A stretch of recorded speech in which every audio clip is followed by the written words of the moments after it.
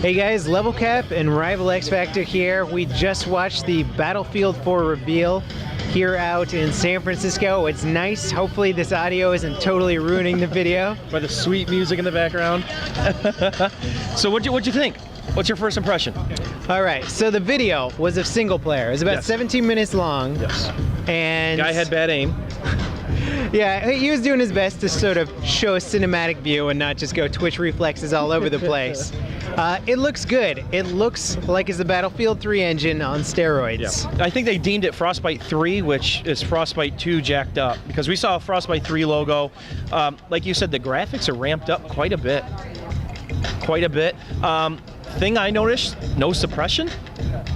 Yeah, so that was interesting. We were watching for all the little technical details and sort of making notes as it went through, but there was a sequence where a guy hides behind a concrete wall while a 50 cal in a Jeep is shooting rounds. Yeah, there's lots of bullets coming right over his head and the screen doesn't blur. So we don't know if that means no suppression guaranteed, but at this point in the game it doesn't look like there's suppression in there. Now there's a few other really cool things. You want to talk about the sights? Well, that was your favorite moment, right? When he flipped the script on the gun. So the guy was he was actually playing this. This was not a demo. He was actually a guy from DICE was playing this and going through the single player. He's looking down. What kind of sight do you think it was?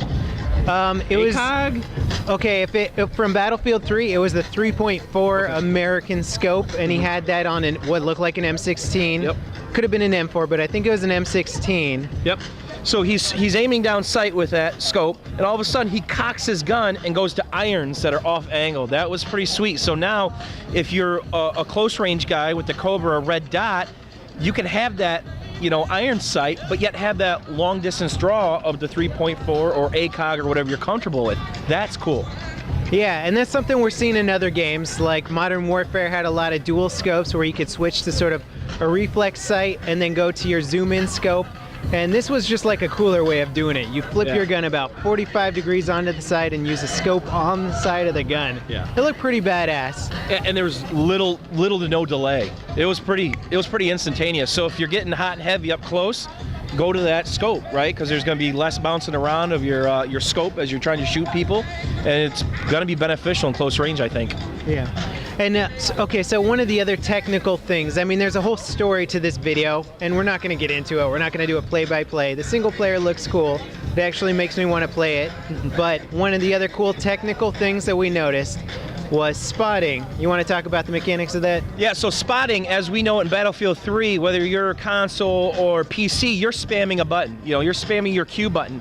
And there's no penalty whatsoever as you're spamming that button, except for maybe your Camarose jumps up every once in a while. Now you physically take your hand off the gun and pop something on your vest, was it? I don't know. It could have been in his hand, maybe. Yeah. I'm not sure where it was. Yeah, but it was like a plunger of some sort. You pop the plunger, and then all the red dots show up, the Doritos show up, then you go back to shooting people. That, and there was no blue tint. There's blue tint here behind us everywhere, but there's no blue tint in the game, I don't think.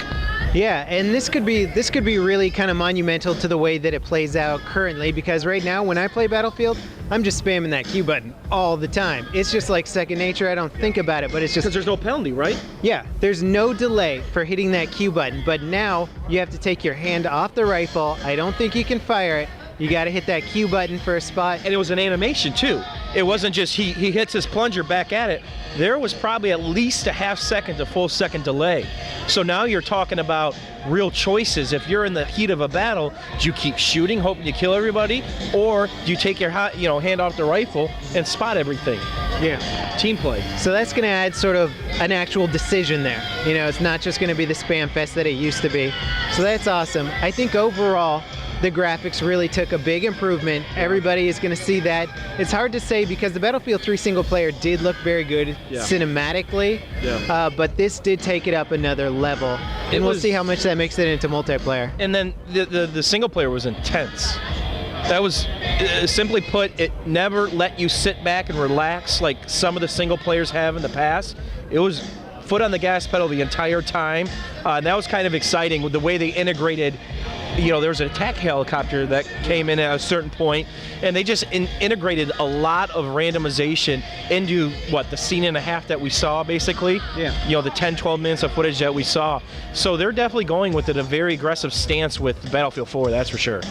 Yeah, and the focus of the presentation, which is something that I think kind of went over the heads of most of the Battlefield 3 guys there, was trying to integrate the single player a little bit more with the multiplayer. Yeah. Make single player a little bit more of an open environment, give you more choices, ability to command your squad mates and stuff. That's a good point. Yeah, so not so much scripting in single their player. Fire, right?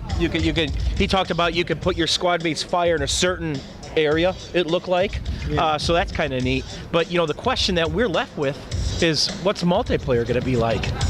Yeah, and it's really hard to say. I think it's going to resemble Battlefield 3 a lot in many ways, with hopefully some cool new improvements. Pretty much confirmed China, Russia, US. We had the Mi-28 attack helicopter chasing the soldiers around in the video quite a bit. We had the Super Huey transport helicopter. Chicks. There were chicks. Girls. There are girls. And of course the Chinese. It looked, the map. You said yourself when we're watching this presentation, there's a couple cutscenes where like LevelCap goes, this would be a cool multiplayer map when they're going through that abandoned building, trying to work their way up. So it looks like they're going to have some pretty cool map design, and it looks like they put some thought process into it. But again, what's it really going to be like? So. Yep, it's hard to say. The video was cool. I think you guys are all going to see that maybe tomorrow. We're not really sure on the details on what you guys are going to get to see, but I have a feeling you guys are going to get to see what we saw, and then we can watch it a billion times and analyze every single second of that video. But we're pumped. I'm pumped for it. I think Battlefield 4 is going to be a solid title. I believe so, man. I can't wait. So we're going to get more details. Crash was out here hanging out with us, kind of talking about some of the stuff to come. They're going to slowly start rolling out the deets of multiplayer and the actual gameplay ability. So, keep your ears posted, but I think it's going to be exciting times for us all. Absolutely. So, thanks for watching, guys. Thanks, guys. RivalxFactor and LevelCap signing off. Cheers.